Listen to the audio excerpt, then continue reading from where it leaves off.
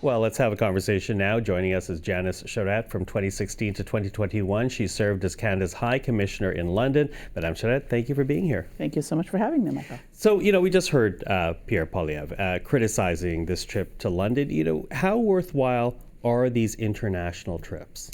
I think these trips are really important, and I think that in a world like we're living in today, it's good to have friends. It's really important to have friends, and for a country like Canada, our prosperity and our security depends on alliances. That leader-to-leader level contact and relationship is critical to that. And maybe, if you haven't been in government before in a leadership role, or if you haven't been recently, maybe you've forgotten or don't really understand how important those things are. Well, he is headed to the UK, and of course we have a long history with the United Kingdom. And in describing the potential of this trip, we're hearing from government sources that the hope is that this trip will lead to new economic opportunities and partnerships. And when I hear that line, I think about the fact that we and the UK for years were trying to get a comprehensive trade deal passed. Back in January 2024, the UK walked away from those negotiations. Could we see a revival in those talks, given the times in which we live?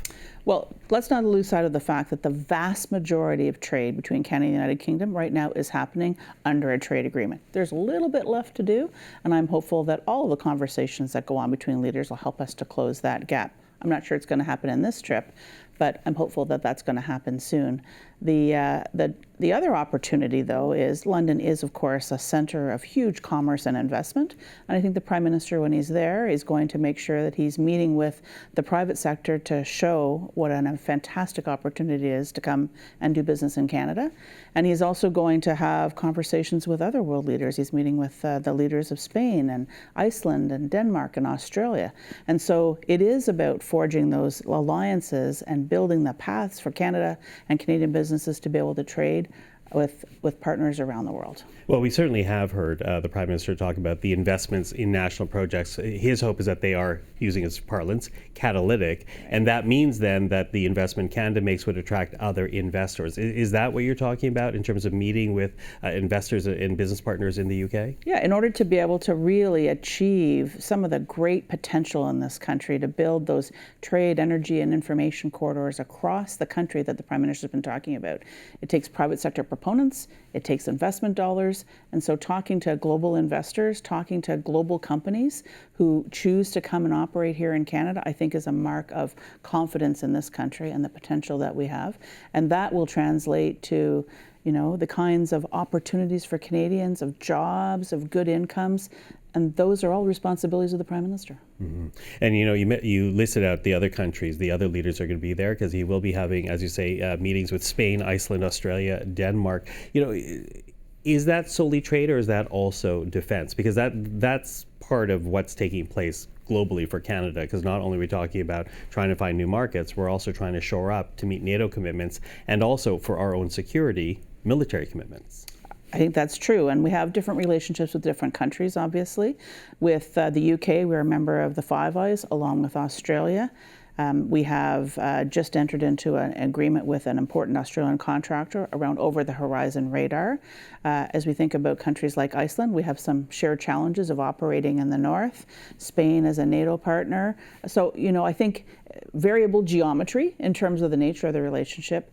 But, it's one of the fundamental jobs of the Prime Minister to be able to build alliances to reinforce our prosperity and our security. And that, I think, is really what the goal of this trip is for the Prime Minister. Mm-hmm. The goal. So what are you watching out for? Because, it's depending on the country, the achievements or the goals seem to be very different. And how much you can actually achieve in what is basically a 48-hour period, I guess, is a question mark. So I don't know, it's not white smoke comes out of a chimney or some big announcement necessarily that you're going to see. Relationships are built meeting after meeting after meeting. It's just not just a one and you're done. And so I think what we're going to see out of this, the Prime Minister's now been in office for just over 6 months. This is his fourth trip. or his fourth bilateral visit with the United Kingdom. What we're seeing there is a real pattern and a depth of those relationships, and I think that will translate into business opportunities for Canadians, for Canadian companies, and the attraction of investment from UK companies. And I hope we're going to see that in those other countries that he's seeing as well. Before we're done, I want to go back to what we heard from Mr. Poilievre in terms of criticizing this international trip. Regardless of criticism, do you think this is going to be a hallmark of this government, of this prime minister, that we'll be seeing more of these international trips? I think every prime minister has a very significant set of responsibilities on the international stage. Canada, a member of the G7, a member of the Commonwealth, a member of NATO, observer at APEC. There are a tremendous number of these multilateral obligations that we have, and multilateralism is a pretty key aspect of how Canada's prosperity and security is protected as a middle power. I think the Prime Minister gave a big speech on this actually just earlier this week. And so, it's important to actually do these trips, but I don't think that they should ever be seen by Canadians as trips about going and being in fancy places with fancy people. This is actually about advancing the interests of Canadians, and that's what that's what the core purpose of these trips are. And maybe, just maybe, if we're lucky, he'll be there to see Canada beat the English women in the rugby. Which is a question mark whether or not he'll actually be at the match come Sunday, but we will see. And go Canada. Indeed. Janice Charette, thank you very much. Thanks very much, Michael.